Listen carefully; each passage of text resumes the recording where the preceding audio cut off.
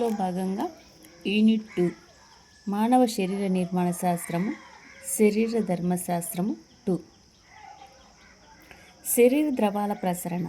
ఏకకణ జీవులు తమకు కావలసిన పోషకాలను ఆక్సిజన్ను పరిసరాల నుంచి నేరుగా గ్రహించి వ్యర్థాలను పరిసరాల్లోకి నేరుగా వదిలేస్తాయి. కానీ సంక్లిష్ట శరీర నిర్మాణం గల బహుగణ జీవులలో జీర్ణనాళం నుంచి పోషకాలను, ఊపిరితిత్తుల నుంచి ఆక్సిజన్ను వివిధ అవయవాలకు, కణజాలాలకు, అదేవిధంగా వివిధ కణాలలో ఉత్పన్నమయ్యే నత్రజని వ్యర్థాలను, కార్బన్ డయాక్సైడ్లను విసర్జక అవయవాలుగా చేరవేయడానికి ప్రత్యేక వ్యవస్థ అవసరమవుతుంది. ఇదే ప్రసరణ వ్యవస్థ.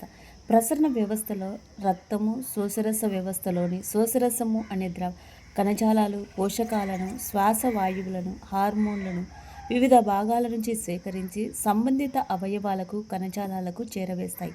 అంతేకాకుండా వీటిలో ఉండే భక్షక కణాలు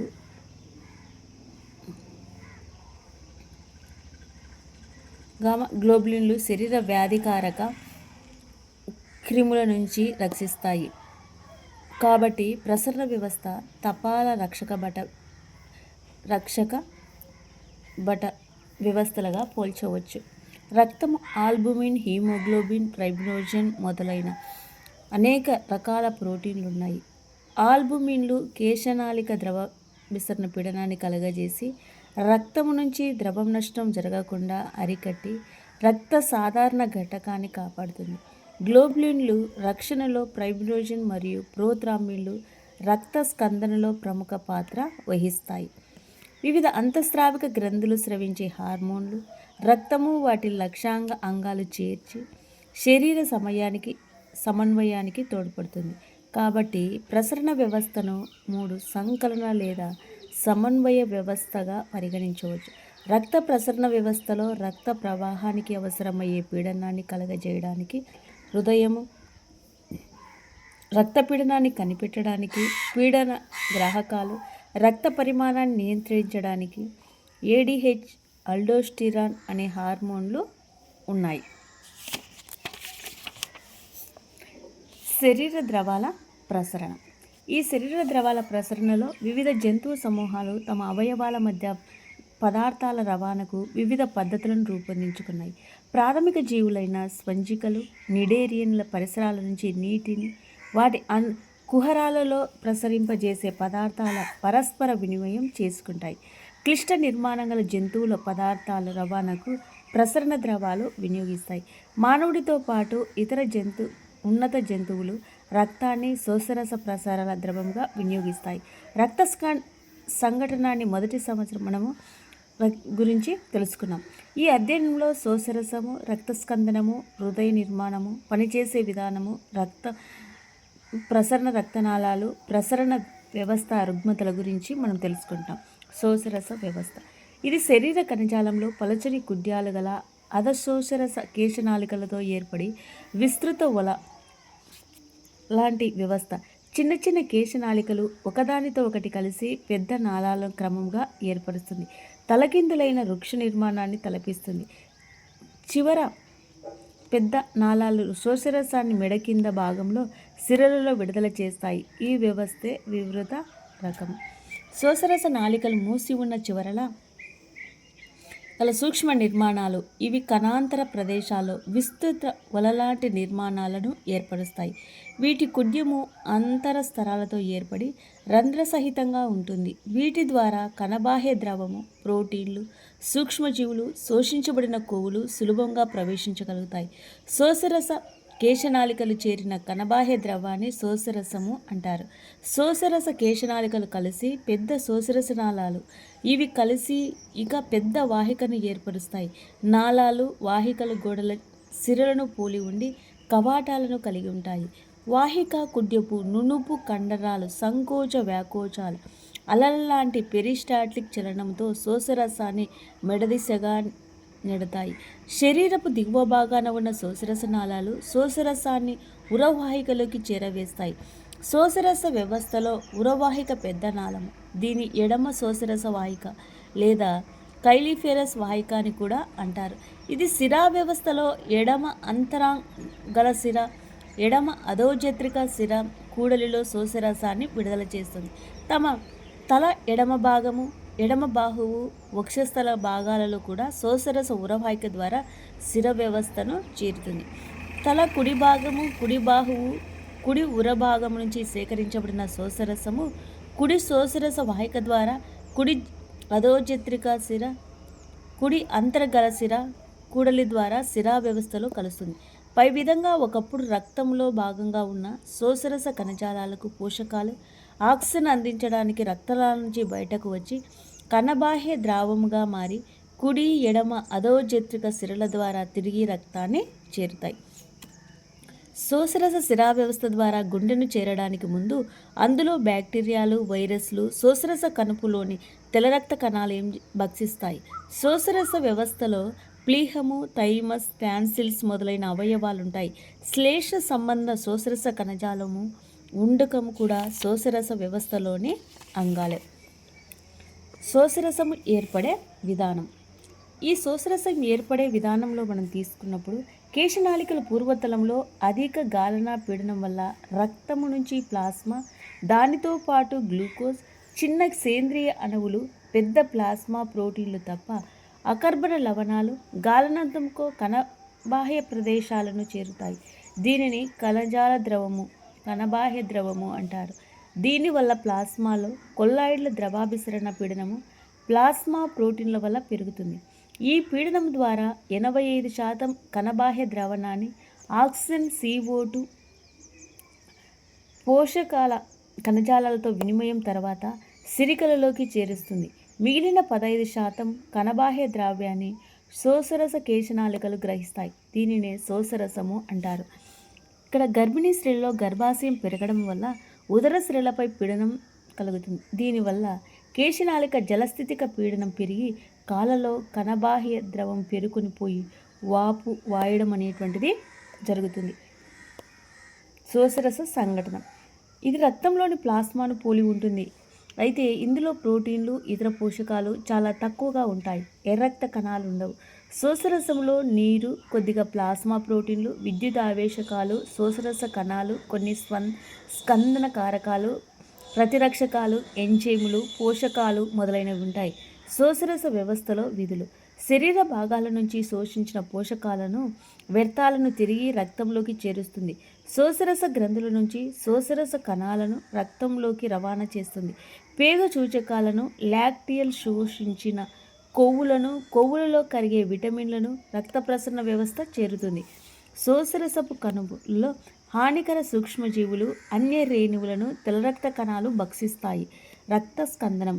రక్తనాళానికి గాయమైనప్పుడు అనేక శరీర ధర్మాల యంత్రాంగాలు రక్త ప్రసరణ నివారణ, రక్తం నిలపడం కోసం చైతన్యమవుతాయి. రక్తనాళం తెగినప్పుడు రక్తం కొల్లేజన్ తంతువులను బహిర్గతం కావడం వల్ల రక్తస్కందనం ప్రారంభమవుతుంది. ఇది 3 దశలలో జరుగుతుంది. అవి రక్తనాళ సంకోచము, 2 పలకికల అవరోధం ఏర్పడటం, 3 ఫైబ్రిన్ ప్రోటీన్ల జాలకం ఏర్పడటం, అంటే రక్తము గడ్డకట్టడం. ఈ రక్తనాళ సంకోచంలో రక్తనాళానికి గాయమైనప్పుడు ఆ నాళం గోడలలో నునుపు కండరాలు సంకోచించి కుహరాన్ని కుంచింపజేసి ఒక్కొక్కసారి ఈ కుంచింపు రక్త ప్రవాహాన్ని ఆపే స్థాయిలో ఉంటుంది. పలకికలు బిరడాలు ఏర్పడడం. అంతరస్తరం చిట్లినప్పుడు పలకికలు కొల్లేజన్లు అంటుకుని కొన్ని స్రావకాలను విడుదల చేస్తాయి. ఈ స్రావకాలు పలకికలను ఆకర్షించి పోగు చేసి వాటిని జిగటగా చేస్తాయి. ఈ విధంగా జిగటగా మారిన పలకికల గుంపు అంతకు ముందే కొల్లేజిన్ అతుకుని పలకికలతో కలిసిన బిరడాను ఏర్పరుస్తాయి. ఫైబ్రిన్ ప్రోటీన్ల వల్ల ఏర్పడటం. ఇది స్కందనతో 3వ చర్య. గాయమైన రక్తనాళ కుడ్యము నుంచి ఏర్పడే ప్రేరణ పదార్థాలు. గాయపడ్డ నాళగోడలకు అతికి ఉన్న పలకికలు రక్త ప్రోటీన్లు రక్త స్కందన ప్రక్రియ ప్రారంభిస్తాయి. ఫైబ్రిన్ జాలకంలో రక్త కణాలు బంధింపబడటం వల్ల రక్తం గడ్డకడుతుంది. రక్త స్కందన సంవిధానం. ఇందులో 3 దశలు జరుగుతాయి. దశ 1. ఈ దశలో ప్రోథ్రాంబిన్ ఉత్తేజం అనే సంక్లిష్టం ఏర్పడుతుంది. ఈ సంక్లిష్టము రక్తస్కందన కారకాల వల్ల క్లిష్టమైన జలపాత చర్యల ద్వారా 2 పదాలు ఏర్పడతాయి. అంతర్జన్య పదము. ఇది రక్తనాళానికి గాయమై రక్తం కొల్లేజిన్లకు బహిర్గతమైనప్పుడు జరుగుతుంది. ఇది కారకం మనకు ఈ కారకం అనేటువంటిది తీసుకుంటే 12ను ఉత్తేజించేస్తుంది. ఈ కారకం ఇంకొక స్కందన కారకాన్ని ఉత్తేజింపజేస్తుంది. ఈ విధంగా ఈ చర్య ఇంకొక చర్యను ఉత్తేజితం చేస్తూ జలపాత చర్యలు జరిగి చివరకు ప్రోత్రాంబిన్ ఉత్తేజితం ఏర్పడుతుంది. బహిర్జన్య పదం ఇది దెబ్బతిన్న పరిసర కుడ్యము లేదా ప్రసరణ బాహ్య కణజాల రక్తాన్ని తాకినప్పుడు జరుగుతుంది. ఈ చర్య దెబ్బతిన్న కణజాలాల నుంచి థ్రాంబోప్లాస్టిన్ విడుదల ఉత్తేజపరుస్తుంది. దీనిలో ఈ కారకము అనేటువంటిది మనం తీసుకున్నప్పుడు ఇక్కడ వచ్చేసరికి 7వ కారకం 7 ఉత్తేజితమైన జలపాత చర్యలు జరిగి చివరకు ప్రోత్రాంబిన్ ఉత్తేజితం ఏర్పడుతుంది. దశ 2 ప్రోత్రాంబిన్ ఉత్తేజితం కాల్షియం అయాన్ల సమక్షంలో క్రియారహిత ప్రోత్రాంబిన్ను క్రియాశీల థ్రాంబిన్గా మారుస్తుంది. దశ 3 కరిగే ఫైబ్రోజన్లను థ్రాంబిన్గా కరిగే ఫైబ్రిన్గా మారుస్తుంది. ఇందులో బలహీనమైన హైడ్రోజన్ బంధాలతో బంధించబడిన లేదా సంధించబడిన అనేక ఫైబ్రిన్ మోనోమర్లు ఉంటాయి. ఫైబ్రిన్ స్టెబిలైజింగ్ కారకం అంటే పలకాలు నుంచి విడుదలయ్యే కారకం. తర్వాత 13 ఈ కారక 13 వదులైన హైడ్రోజన్ బంధాలను సంయోజన బంధాలుగా మారుస్తుంది. ఆ ఫలితంగా కరగని ఫైబ్రిన్ దారాల వలలాంటి నిర్మాణాలు ఏర్పడతాయి. ఇది అన్ని వైపులా విస్తరించి దెబ్బతిన్న తలాలకు అంటుకొని రక్త కణాలను పలకికలను బంధిస్తుంది. కొద్ది నిమిషాలలో అనంతరము రక్తము గడ్డకడుతుంది. ఇది సంకోచించి ద్రవాన్ని బయటికి పంపుతుంది. దీన్నే స్కందనం అంటారు. ఏర్పడిన ద్రవాన్ని సిర ఫైబ్రోజన్ రహిత ప్లాస్మా అంటారు. ఇక్కడ స్కందన కారకాలు అనేటువంటివి మనకు 13 కారకాలు అనేటువంటివి ఉన్నాయి. ఈ 13 కారకాల్లో మనకు వచ్చేసరికి 1వ కారకం ఫైబ్రినోజన్, 2 ప్రోత్రాంబిన్, 3 కణజాల థ్రాంబోప్లాస్టిన్, 4 కాల్షియం అయాన్లు, 5 ప్రో ఎక్సిలరిన్. ఇక్కడ మళ్ళీ తర్వాత మనం తీసుకుంటే 6వ కారకం లేదు, 7 ప్రో కన్వర్టిన్, 8 యాంటీ హీమోఫిల్ కారకము యాంటీ హీమోఫిల్ గ్లోబిన్, అదేవిధంగా 9 ప్లాస్మో థ్రాంబోప్లాస్టిన్ లేదా క్రిస్మస్ కారకము, 10 సువర్ట్ లేదా పోవర్ కారకము, 11 ప్లాస్మో థ్రాంబోప్లాస్టిన్ యాంటీసిడేట్, 12 హెజ్మన్ కారకము, 13 ఫైబ్రిన్ స్టెబిలైజింగ్ కారకము. ఇక్కడ కారకములో మనము 6వ కారకం గురించి పేర్కొనలేదు. రక్తస్కందన నివర్తనాన్ని పలికలకు అవసరమని తెలుసు, కానీ నివర్తన చర్య విఫలమైనప్పుడు రక్తంలో రక్త పలికికలు తక్కువని గుర్తించాలి. డెంగ్యూ వ్యాధిలో పలకికల సంఖ్య బాగా తగ్గడం వల్ల రోగికి రక్త పలికికలను ఎక్కించవలసి వస్తుంది. ప్రతిస్కందనకాలు హెపారిన్ దీనిలో మాస్ట్ కణాలు బేసోఫిల్స్ ఉత్పత్తి చేస్తాయి. ఇది యాంటీ ప్రోత్రాంబిన్ అనే ప్లాస్మా ప్రోటీన్ ఉత్తేజితం చేస్తుంది. ఇది థ్రాంబిన్తో కలిసి దాన్ని చైతన్యరహితం చేస్తుంది. మొక్కల నుంచి తీసిన కౌమరిన్, వార్ఫరిన్ ప్రతిస్కందన మూల పదార్థాలు. ఇది విటమిన్ Kకు విరుద్ధంగా పనిచేసే రక్తస్కందన కారకాలు. ఇందులో 2, 7, 9, 10 కాలేయంలో ఉత్పత్తి కానియదు. క్లినికల్ ల్యాబొరేటరీలలో మనం తీసుకున్నప్పుడు రక్తనిధి కేంద్రాల్లో పరీక్ష నాళికల్లో రక్తస్కందన నివారించడానికి లేనికి సిట్రేట్ లేదా ఆక్సలేట్ సోడియం లవణాలు లేదా ethylene diamine tetraacetic ఆమ్లాన్ని వినియోగిస్తారు. ఇవి కాల్షియం అయాన్లను బంధించి వాటి స్కందన ప్రక్రియను లభించకుండా చేస్తాయి. ఇక్కడ ఆధారం సమాచారం. ప్రసరణ మార్గాలు ఇవి 2 రకాలు. స్వేచ్ఛాయుత, వివృత లేదా బంధిత రకము. స్వేచ్ఛాయుతము అంటే ఓపెన్ టైప్. ఇందులో రక్తం గుండె నుంచి ధమనుల ద్వారా విశాలమైన కోటరాల్లోకి ప్రవేశిస్తుంది. కోటరాల నుంచి రక్తము సిరల ద్వారా గుండెకు చేరుతుంది. ధమనులు సిరలను కలుపుతూ ఎలాంటి నాళికలు ఉండవు. ప్రసరణ ద్రవము రక్తనాళాల ద్వారా నేరుగా శరీర కోటరంలోకి ప్రవహించడం వల్ల ఈ రక్తపు ప్రసరణను వివృత లేదా స్వేచ్ఛాయుత ప్రసరణ అంటారు. వివృత ప్రసరణ జలగలోను, ఆర్థ్రోపోడాలోను, మొలస్కాలోను, ఇకైనాడెర్మేటాలో మరియు ఎసిడియంలలో కనిపిస్తుంది. సెఫలోపోడాల్లో ఉండదు వివృత రక్తం, అక్కడ సంవృత రక్త ప్రసరణ వ్యవస్థ జరుగుతుంది. బంధిత రక్తము క్లోజ్డ్ టైప్. రక్తము రక్తనాళాల్లో మాత్రమే ప్రవహిస్తే, అంటే రక్తము ధమనుల నుంచి కేశనాళికల ద్వారా శరీరంలోకి ప్రవహిస్తుంది. ఈ రక్త ప్రసరణను అన్నెలిడా సెఫలోపోడ్లోను సెఫలోకార్డేట్లలోను అన్ని సకశేరుకాల్లో కనిపిస్తుంది. సకశేరుకాల ప్రసరణ వ్యవస్థ ప్రణాళిక. సకశేరుకాల ప్రసరణ వ్యవస్థలో ముఖ్యమైన భేదము గుండె 2 ప్రత్యేకమైన పంపులుగా క్రమ విభేదన చెందడం. ఎందుకంటే ఇవి జల శ్వాసక్రియ జరిపే జలచర జీవనం నుంచి పుపుస శ్వాసక్రియ జరిపే పూర్తి స్థాయి భౌమ్య జీవులుగా పరిణామం చెందడం. చేపలలో ఒక కర్ణిక, ఒక జఠరిక గల రెండు గదుల గుండె ఉంటుంది. ఇది ఆమ్లజని రహిత రక్తాన్ని మొప్పలకు పంపు చేస్తుంది కాబట్టి దీన్ని జలశ్వాస హృదయము అంటారు. రక్తము ఒక వలయంలో కేవలము ఒకసారి మాత్రమే గుండెకు చేరుతుంది కాబట్టి ఏక ప్రసరణం అంటారు. ఉభయచరాలలో 2 కరణికలు, ఒక జఠరిక గల 3 గదుల గుండె ఉంటుంది. సర్వీస్ రూపాలలో 2 కరణికలు, అసంపూర్తిగా విభజన చెందిన జఠరిక, అంటే మొసళ్ళలో జఠరిక 2 గదులుగా విభజించబడుతుంది. మొప్పలు, ఊపిరితిత్తులు, చర్మం నుంచి ఆమ్లజనీత రక్తము ఎడమ కర్ణికకు, శరీర భాగాల నుంచి సేకరించడం ఆమ్లజని రహితం రక్తం మహాశిర ద్వారా కుడి కర్ణిక చేరుతుంది. కానీ జఠరికలో ఒకే గది ఉండటం వల్ల 2 రకాల రక్తాలు కలిసి ఏర్పడి మిశ్రమ రక్తాన్ని ఇది పంపు చేస్తుంది కాబట్టి ఉభయచరాలు సర్వీస్ రూపాల్లో అసంపూర్తి ద్విప్రసరణను ప్రదర్శిస్తాయి.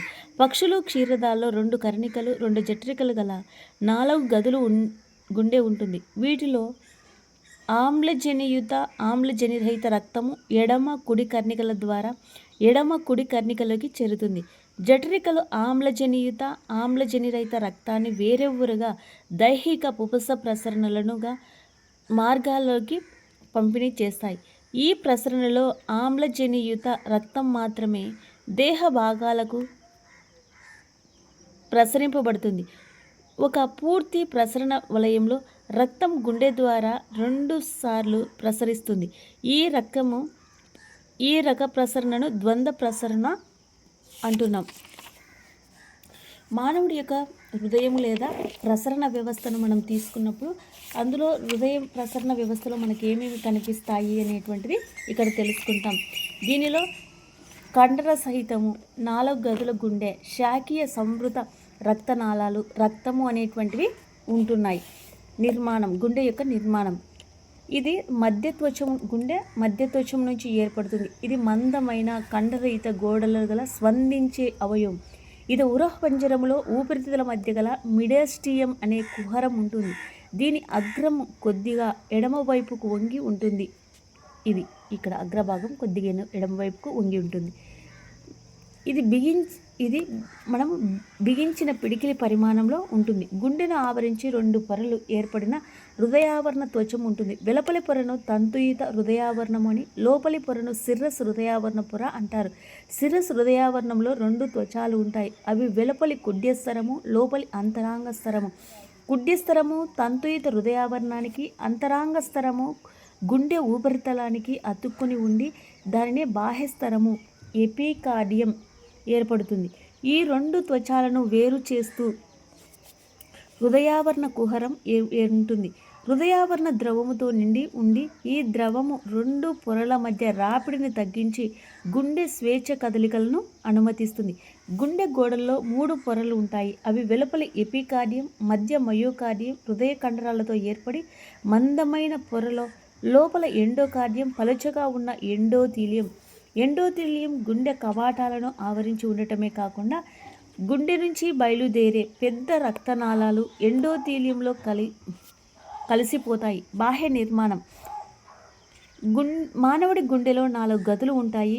అవి పైభాగంలో గల 2 కర్ణికలు, వీటి దిగువ కొద్దిగా పెద్ద పరిమాణంలో ఉండే జఠరికలు ఉంటాయి. కర్ణికలను జఠరికలను వేరు చేస్తూ ఉండే లోతైన అడ్డుగాడిని కరోనరీ స్కల్స్ అంటారు.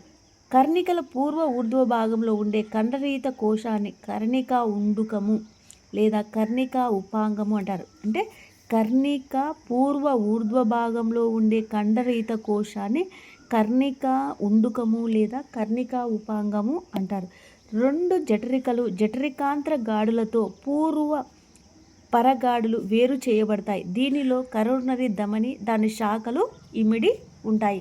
ఇప్పుడు మనము అంతర్నిర్మాణం చూస్తే కర్ణికలు ఇవి పలచని గోడలు, స్వీకరణ గ్రంథులు. ఎడమ కర్ణిక కంటే కుడి కర్ణిక పెద్దది. రెండు కర్ణికలను వేరు చేస్తూ పలుచని కర్ణికాంతర పటలము ఉంటుంది. పిండ దశలో ఈ పటలాన్ని ఫొరామిన్ ఓవెల్ అనే చిన్న రంధ్రం ఉంటుంది. శిశువు జన్మించి ఊపిరితిత్తులు పనిచేయడము ప్రారంభించగానే ఈ రంధ్రం మామూలుగా మూసుకుపోతుంది. ఆ ప్రాంతంలో పోసా ఓవలిస్ అనే గర్త మిగిలిపోతుంది. ఒకవేళ ఈ రంధ్రం సరిగా మూసుకుపోనట్లయితే దాన్ని పెటెంట్ ఫొరామిన్ ఓవెల్ అంటారు.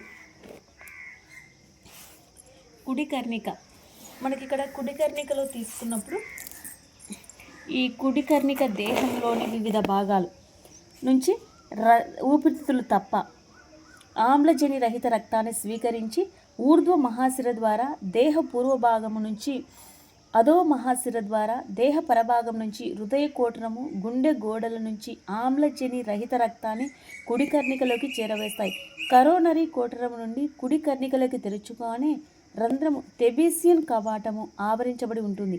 అధో మహాశిర కుడి కర్ణికలోకి తెరుచుకోగానే రంధ్రము యూస్టలిస్ కవాటముచే ఆవరించి ఉంటుంది.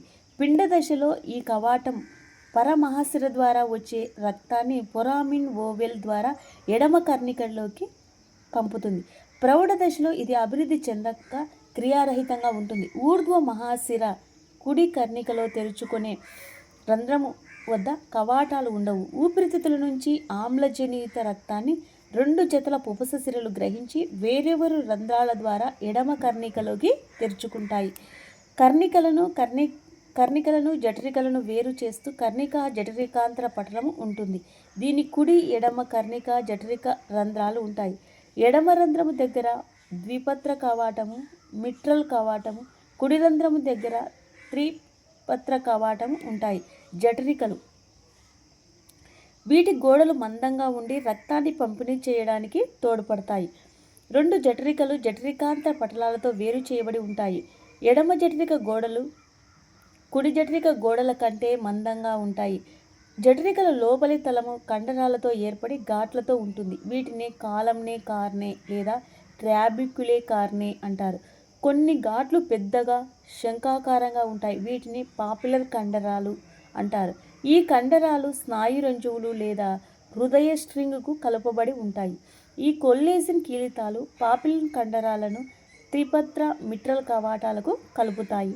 ఇవి జఠరిక సంకోచ సమయంలో కర్ణిక జఠరిక కవాటాలు కర్ణికలోకి వెళ్ళనివ్వకుండా నిరోధిస్తాయి. ఇక్కడ కణుపు కణజాలం. హృదయంలో కణుపు కణజాలం అనే ప్రత్యేక హృదయ కండరాలు విస్తరించి ఉంటాయి. కుడి కర్ణిక కుడి పైభాగము ఊర్ధ్వ మహాశిర రంధ్రం ద్వారా శిరాకర్ణిక కణుపు ఉంటుంది. కుడి కర్ణిక ఎడమవైపు కిందుగా కర్ణిక జఠరిక విభాజక వద్ద కర్ణిక జఠరిక కణుపు ఉంటుంది. బండిల్ ఆఫ్ హీస్ అనే కణుపు పోగులు కర్ణిక జఠరిక కణుపు నుంచి అంతర జఠరిక విభాజకంలోకి వ్యాపిస్తాయి. ఇది కుడి ఎడమ శాఖలుగా చీలుతుంది. ఈ శాఖలే పుర్కింజా అనే చిన్న తంతువులు చీలిక జఠరిక కండరంలోకి విస్తరిస్తాయి. ఇక్కడ మనము గుండె యొక్క అంతర్నిర్మాణం, మానవుని గుండె యొక్క అంతర్నిర్మాణాన్ని పరిశీలిస్తూ ఉన్నాము. ఈ శిరాకరణి కణుపులో ప్రత్యేకమైన హృదయ కండరాలు ఉంటాయి. ఇది బాహ్య ప్రేరణ లేకుండా క్రియాశక్మాలను ఉత్పత్తి చేయగలదు కాబట్టి లయారంభకం అంటారు. కర్ణిక జఠరిక కణుపులు క్రియాశక్మలను శిరాకరణి కణుపు నుంచి గ్రహించి జఠరిక కండరాలు చేరవేస్తుంది కాబట్టి కర్ణిక జఠరిక కణుపు ఒక రిలే పాయింట్. శిరాకరణి కణుపు ఎస్ఎన్ నోడు ప్రతి 0.6 సెకండ్లలో ఒకసారి క్రియాశక్మాలు అనగా నిమిషానికి 100 సార్లు జనింపజేస్తుంది. మానవుడి గుండె నిమిషానికి 70 నుంచి 80 సార్లు, సరాసరి 72 సార్లు కొట్టుకుంటుంది. పరిస్థితులను అనుసరించి స్వయంచోదిత హార్మోన్లు సమన్వయ వ్యవస్థ గుండె స్పందన రేటును పెంచడం లేదా తగ్గించడం కూడా చేస్తాయి. ధమనీ చాపలు. కుడి జఠరిక ఎడమ పూర్వ భాగం నుంచి పుపస చాపం బయలుదేరుతుంది. ఇది ఆమ్లజని రహిత రక్తాన్ని ఊపిరితిత్తులకు చేరవేస్తుంది. కుడి జఠరిక పుపస చాపంలో తెరుచుకునే రంధ్రం దగ్గర పుపుస కవాటం ఉంటుంది. ఎడమ దైహిక చాపము ఎడమ జఠరిక నుంచి బయలుదేరి ఆమ్లజని సహిత రక్తాన్ని శాఖల ద్వారా వివిధ భాగాలకు సరఫరా చేస్తుంది. ఎడమ జఠరిక దైహిక చాపంలోకి తెరుచుకునే రంధ్రం దగ్గర మహాధమనీ కవాటము ఉంటుంది. ఒక కవాటంలో 3 అర్ధచంద్రాకార మడతలు ఉంటాయి. పుపుస చాపము దైహిక చాపము ఒకదానితో ఒకటి తాకే చోట తంతుయుత రంజువు చేత కలుపబడి ఉంటాయి. దీన్ని లిగమెంట్ ఆర్టిరియోజం అంటారు.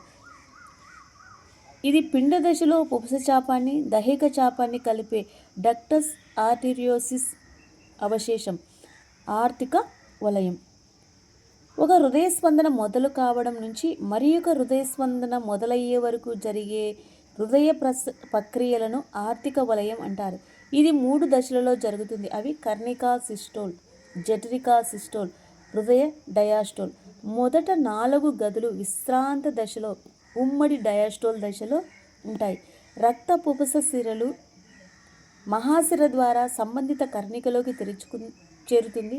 కర్ణిక జఠరిక రంధ్రాలు కవాటాలు తెరుచుకుని ఉంటాయి కాబట్టి రక్తం కుడి ఎడమ జఠరికలకి చేరుతుంది. ఈ దశలో పుపుస మహాధమని అర్ధచంద్రాకార కవాటాలు మూసుకొని ఉంటాయి. కర్ణికా సంకోచం శిరాకర్ణి కనుపు జనింపజేసే క్రియాశక్తం ఏకకాలంలో 2 కర్ణికలను ప్రేరేపించి కర్ణికా సంకోచాన్ని కలిగిస్తుంది. ఇది సుమారు 0.1 సెకండ్ల వరకే ఉంటుంది. కర్ణికా సంకోచాన్ని సుమారు 30% రక్తాన్ని మాత్రమే జఠరికలకి నింపుతుంది. మిగతా రక్తము కర్ణిక సంకోచం ప్రారంభం కంటే ముందే జఠరికలోకి ప్రవేశిస్తుంది. జఠరికా సంకోచం శిరా కర్ణికా కనుపు నుంచి క్రియాశక్మాలు కర్ణికా జఠరికా కనుపుకు చేరుతాయి. ఇవి బండిల్ ఆఫ్ హీజ్. దీని శాఖలు పురికించే పోగుల ద్వారా జఠరిక కండరాలకు ప్రసరిస్తాయి. ఇది జఠరిక సంకోచాన్ని కలిగిస్తుంది. ఇది సుమారు 0.3 సెకండ్లలో ఉంటుంది. జఠరిక సంకోచంలో జరిగే సమయంలో కర్ణికలు సడలుతాయి. జఠరికలు సంకోచం వల్ల వాటిలో పిండము పెరగడము, కర్ణిక జఠరిక కవాటాలు మూసుకుంటాయి కాబట్టి రక్తము వెనకకు ప్రవహించదు. ఫలితంగా గుండె మొదటి శబ్దమైన లబ్ వినిపిస్తుంది. జఠరికలో పీడనము ఇంకా పెరగడము వల్ల పుపుస దైహిక చాప అర్ధచంద్రాకార కవాటాలు బలవంతంగా తెరవబడతాయి. అందువల్ల జఠరికలో రక్తము ధమనీ చాపాల్లో ప్రవహించి ప్రసరణ పదంలోకి ప్రవేశిస్తాయి. ఆర్తిక విస్ఫరం జఠరికలు సడలడం వల్ల జఠరికల్లో పీడనము తగ్గి పుపుస దైహిక చాపాల్లోని అర్ధచంద్రాకార కవాటాలు మూసుకుంటాయి కాబట్టి రక్తము వెనకకు ప్రవహించదు. ఆ ఫలితంగా గుండె రెండో శబ్దమైన డబ్ వినిపిస్తుంది. జఠరికలో పీడనము కర్ణికలలో పీడనము కంటే తగ్గగానే కర్ణికలు మహాసిరలు పుపుస సిరల ద్వారా చేరి రక్తం కలగజేసే పీడనం వల్ల కర్ణిక జఠరిక కవాటాలు తెరుచుకోవడంతో జఠరికల రక్తంతో నిండటం ఆరంభం అవుతుంది. ఇప్పుడు గుండె అన్ని గదులు విరామ స్థితిలో అంటే ఉమ్మడి విస్ఫరణ దశలో ఉంటాయి. దీనిలో ఇంకొక ఆర్తిక వలయం ప్రారంభమవుతుంది. సాధారణంగా మానవుడి గుండె నిమిషానికి సరాసరి 72 సార్లు కొట్టుకుంటుంది కాబట్టి ఆర్తిక వలయం అవధి 0.8 సెకండ్లలో జరుగుతుంది. ఆర్తిక వెలువరిత ఒక హృదయ స్పందనలో గుండె ప్రతి జఠరిక పంపే రక్త ఘనపరిమాణాన్ని స్పందన ఘనపరిమాణము అంటారు. నిమిషానికి ప్రతి జఠరిక ప్రసరణలోకి పంపు చేసే రక్త ఘనపరిమాణాన్ని ఆర్తిక వెలువరిత అంటారు. ఆర్తిక వెలువరిత స్పందన ఘనపరిమాణము ఇంటూ నిమిషానికి జరిగే ఆర్తిక స్పందనలు. అంటే ఇక 70 మిల్లీమీటర్లు ఇంటూ 72 సార్లు ఈక్వల్ టు మనకి ఎంత వస్తుంది తీసుకుంటే వీటిలో 50-40 మిల్లీమీటర్ల నిమిషం లేదా దాదాపు 5 లీటర్లు అనేది వస్తుంది. మన శరీర స్పందన ఘనపరిమాణం ప్రత్యేకించి క్రీడాకారులలోనూ హృదయ స్పందన రేటును మార్చగలుగుతుంది. దీనిలో ఆర్తిక వెలువరిత కూడా మారుతుంది. సాధారణంగా చురుకు సమయాల్లో ఆర్తిక వెలువరిత పెరగడం, విశ్రాంతి సమయంలో తగ్గడం కూడా జరుగుతుంది. ద్వంద్వ ప్రసరణ కుడి జఠరిక పంపు చేసే రక్త పుపుస ధమనిలోకి, ఎడమ జఠరిక పంపు చేసే రక్తం మహాధమనిలోకి చేరుతుంది. పుపుస ధమనిలో పంపు చేయబడిన ఆమ్లజని రహిత రక్తము ఊపిరితిత్తులకు చేరుతుంది. ఆమ్లజనిత రక్తము పుపుస సిరల ద్వారా ఎడమ కర్ణికను చేరుతుంది. ఈ ప్రసరణ పదాన్ని పుపుస ప్రసరణం అల్ప ప్రసరణం అంటారు. ఆమ్లజనిత రక్తం మహాధమని నుంచి ధమనులు, ధమనికలు, కేశనాళికల ద్వారా కణజాలాన్ని చేరుతుంది. అక్కడ నుంచి ఆమ్లజని రహిత రక్త కేశనాళికలు, సిరికలు, మహాసిరల ద్వారా కుడికర్ణికను చేరుతుంది. ఈ ప్రసరణ పదాన్ని దైహిక ప్రసరణం లేదా అధిక ప్రసరణం అంటారు. దైహిక ప్రసరణ కణజాలాలకు, పోషకాలకు O2 ఇతర ఆవశ్యక పదార్థాలు అందించి CO2 ఇతర హానికర పదార్థాలను సేకరిస్తుంది. ఇక్కడ నిర్వాహక ప్రసరణ లేదా హృదయ ప్రసరణ. కేశనాళికలు ప్రారంభమై కేశనాళికలతో అంతమయ్యే నాళాలను నిర్వాహక నాళము అంటారు. నాళం కేశనాళికలతో అంతమయ్యి అవయవం పేరుతో ఆ నిర్వాహక వ్యవస్థను సూచిస్తారు. మానవుడిలో జీర్ణనాళము, కాలేయం మధ్య ఒక నిర్వాహక వ్యవస్థ ఉంది. దీనిని కాలేయ నిర్వాహక వ్యవస్థ అంటారు. కాలేయ నిర్వాహక సిర రక్తాన్ని జీర్ణనాళం నుంచి కాలేయంలోకి చేరుస్తుంది. ఈ రక్తంలో జీర్ణ అంత్య పదార్థాలు ఉంటాయి. కాలేయం నుంచి దైహిక ప్రసరణ ద్వారా రక్తము గుండె నుంచి వివిధ భాగాలకు పంపిణీ అవుతుంది. గుండెకు, హృదయ కండరాలకు రక్తం ప్రసరించడానికి మానవుడిలో ఒక ప్రత్యేక హృదయ ప్రసరణ వ్యవస్థ ఉంది. దీనిలో కుడి, ఎడమ హృదయ ప్రసరణ వ్యవస్థ ఉంది. దీనిలో కుడి, ఎడమ హృదయ ధమనులు, 4 హృదయ సిరలు ఉంటాయి.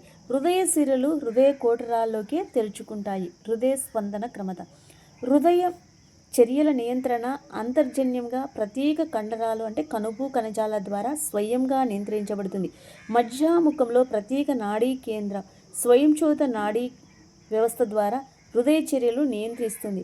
సహానుభూత నాడులు, నాడీ సంకేతాలు హృదయ స్పందన రేటును, జఠరికలో సంకోచ శక్తి పెంచి ఆర్థిక వెలువరితను పెంచుతాయి. దీనికి వ్యతిరేకంగా సహానుభూత నాడీ సంకేతాలు హృదయ స్పందన రేటును, క్రియాశక్మ వహన వేగాన్ని తగ్గించి ఆర్థిక వెలువరితను తగ్గిస్తాయి. అధీర్ఘ గ్రంథి దవ్వ నుంచి విడుదలయ్యి ఎఫినెఫ్రిన్, నారెఫినెఫ్రిన్ హార్మోన్లు ఆర్థిక వెలువరితను పెంచుతాయి. థైరాక్సిన్ కూడా హృదయ స్పందన రేటు, ఆర్థిక వెలువరితను పెంచుతుంది. రక్తనాళాలు శరీరం నాళయుత వలలాగా ఏర్పడి రక్తాన్ని గుండె నుంచి వివిధ కణాలకు చేరవేయడం, తిరిగి గుండెకు చేర్చడం చేస్తాయి. గుండెను వదిలే రక్తం క్రమముగా వ్యాసం తగ్గే నాళాలైన ధమనులు, ధమనికలు, కేశనాళికలో ప్రవహిస్తుంది. సూక్ష్మ నిర్మాణాలైన కేశనాళికలు ధమని సిరా ప్రసరణను కలుపుతాయి. రక్తం హృదయాన్ని వంచేటప్పుడు కేశనాళికలు, సిరికలు అనే క్రమ వ్యాసం పెరిగే నాళాలుగా పయనిస్తాయి. ఇక్కడ మనకు ధమనులు, సిరలు, కుడ్యాలలో 3 స్తరాలు ఉంటాయి. అవి బాహ్య కవచము, ట్యూనికా, అడ్వెంటీషియం. దీనిలో తంతుయిత సంయోజక కణజాలము అనేటువంటి భాగాలు మనకు ఉంటుంది. మధ్య కంచుకము నునుపు కండరాలను ఏర్పరుస్తుంది. 3 అంతర కంచుకము అంతర స్తర ఆధార తల స్తరముతో ఏర్పడుతుంది. ధమనులు, ధమనికలతో ఈ స్తరాలు అదనంగా కండర స్తరానికి ఇరువైపులా 2 స్థితిస్థాపక దళాలు ఉంటాయి. సిరలలో కండర స్తరానికి లోపలగా ఒక స్థితిస్థాపక దళము ఉంటాయి.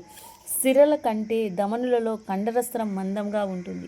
సిరల అంతరస్తర కవాటాలను ఏర్పరచడానికి 2 మడతలు కలిగి ఉంటుంది. ధమనులు, సిరల మధ్య భేదాలు. ధమనులు లేదా సిరలు గుండె నుంచి ఆమ్లజనిత రక్తాన్ని దేహ భాగాలకు తీసుకుని వెళ్తాయి. ఒక పుపసధమని తప్ప. సిరలు ఆక్సిజన్ రహిత రక్తాన్ని గుండెకు చేరవేస్తాయి. ఒక పుపససిర తప్ప. ఇవి లేత ఎరుపు రంగులో ఉంటాయి. ఇవి ముదురు ఎరుపు రంగులో ఉంటాయి. శరీరం లోపల ఉంటాయి. ఇవి శరీర ఉపరితలంలో ఉంటాయి. ధమనుల కుడ్య మధ్య కంచుకము ఎలాస్టిన్ తంతువులు, నునుపు కండరాలు ఉండటం వల్ల మందంగా ఏర్పడతాయి. వీటి కుడ్యం పలుచగా ఉంటుంది. మధ్య కంచుకము, ఎలాస్టిన్ తంతువులు, కండరాలు తక్కువగా ఉండటం వల్ల పలుచగా ఉంటుంది. ఇరుకైన కుహరము, విశాల కుహరము, కవాటరహితము, కవాట సహితము. రక్తము అధిక పీడనం కుదుపులతో ప్రవహిస్తుంది. రక్తము నెమ్మదిగా తక్కువ పీడనంతో ప్రవహిస్తుంది. కేశనాళికలతో అంతమవుతాయి. కేశనాళికలతో ప్రారంభమవుతుంది. కేశనాళికలు ఇవి ధమనికలను, సిరికలను కలిపే సూక్ష్మ రక్తనాళాలు. ధమని సిరా వ్యవస్థలో నాళాలలాగా కాకుండా కేశనాళికల గోడలు ఒకే కణ మందం గల సరళ శల్కల ఉపకణాలు లేదా అంతరస్తరము ఉంటుంది. నునుపు కండరాలు సంయోజక కణజాలం లోపించడం వల్ల రక్త కణజాల మధ్య పదార్థాల మార్పిడి త్వరితంగా మనకు జరుగుతుంది. ప్రసరణ వ్యవస్థ అపస్థితులు. అధిక రక్తపోటు. ధమనులలో రక్తపీడనం పెరగడం వల్ల ఏర్పడే దీర్ఘకాలిక వైద్య స్థితిని అధిక రక్తపోటు అంటారు. విశ్రాంతి స్థితిలో సాధారణంగా రక్తపీడనము 120 మిల్లీమీటర్ల హెచ్జీ సిస్టోల్ బై 80 మిల్లీమీటర్ల హెచ్జీ డయాస్టోల్గా ఉంటుంది. ఈ రుగ్మత గుండె వ్యాధులకు దారితీయడమే కాకుండా ఇతర ముఖ్య అవయవాలైన మెదడు, మూత్రపిండాలను కూడా ప్రభావితం చేస్తుంది. రక్తపీడనం. రక్తము రక్తనాళ కుడ్యాలపై కలగజేసే ఒత్తిడి. ఇది వయసు, లింగ, ఆరోగ్య స్థితిచే ప్రభావితం అవుతుంది. దీని బాహ్య ధమనిలో సిగ్మో మానోమీటర్తో కొలుస్తారు. మానవుడిలో 120/80 మిల్లీ హెచ్జీ పీడనాన్ని సాధారణ రక్తపీడనంగా పరిగణిస్తారు. దీనిలో పై సూచించిన సిస్టోల్ పీడనాన్ని, కింద సూచించిన డయాస్టోల్ పీడనాన్ని తెలుపుతుంది. రక్తపీడనము 140/90 దాటినప్పుడు అధిక రక్తపోటు భావిస్తారు. ఉప్పును ఆహారంలో అధికంగా వినియోగించినట్లయితే రక్తపోటు సంభవిస్తుందని జగమెరిగిన సత్యం. జన్యు సంబంధ కారకాలు అదనంగా ఉంటాయి. కరోనరీ ధమని వ్యాధి. దీన్ని హెథెరోస్క్లెరోటిక్ గుండె వ్యాధి అంటారు. కరోనరీ ధమనులలో కాల్షియంలు, కొవ్వులు, కొలెస్ట్రాల్, తంతు కణజాలం పేరుకోయి కుహరం ఇరుకుగా మారడం వల్ల వ్యాధి వస్తుంది. రక్తనాళం ఇరుకుగా కావడం వల్ల గుండెకు రక్త ప్రవాహం తగ్గిపోతుంది. ఈ స్థితిని ఇచీమియా అంటారు. అందువల్ల గుండె కండరాలు రక్తం అందక ఆక్సిజన్ కొరత ఏర్పడుతుంది. ఆక్సిజన్ కొరతతో హృదయ కండరాలు చనిపోవచ్చు. ఈ స్థితిని మయోకార్డియల్ ఇన్ఫార్క్షన్ లేదా గుండెపోటు అంటారు. ఇది గుండె కండరాలకు నష్టానికి దారితీస్తుంది. పొగ తాగడం, మధుమేహం, అధిక రక్తపోటు ఈ రుగ్మతకు దోహదపడతాయి. అంజినో పెక్టోరిన్.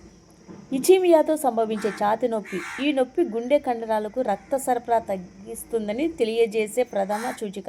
కానీ హృదయ కణజాలం దెబ్బతినదు. ఇది స్త్రీ పురుషులలో వయసుతో పని లేకుండా సంభవిస్తుంది. అయితే మధ్య వయస్కులు, వయసు మీరిన వారిలో సాధారణంగా కనిపిస్తుంది. పొగ తాగడం, మధుమేహం, అధిక కొలెస్ట్రాల్, అధిక రక్తపోటు మొదలైనవి అంజినో పెక్టోరిస్కు కారణాలు కావచ్చు. హృదయ వైఫల్యం. ఇక్కడ గుండె శరీర అవసరాలకు సరిపడ్డ రక్తాన్ని పంప్ చేయలేక పనిచేయని స్థితిని హృదయ వైఫల్యం అంటారు. దీనికి సాధారణ కారణాలు: మయోకార్డియల్ ఇన్ఫార్క్షన్, గుండెపోటు, కణజాల స్థానికంగా మరణించడం, నిక్రోసిస్, ఇతర రకాల ఇచీమిక్ గుండె వ్యాధులు, రక్తపోటు మొదలైన ఊపిరితిత్తులలో రక్తాధిక్యత ఏర్పడడం వల్ల కలుగుతుంది. కాబట్టి ఈ వ్యాధిని రక్తాధిక్య హృదయ వైఫల్యం అని కూడా అంటారు.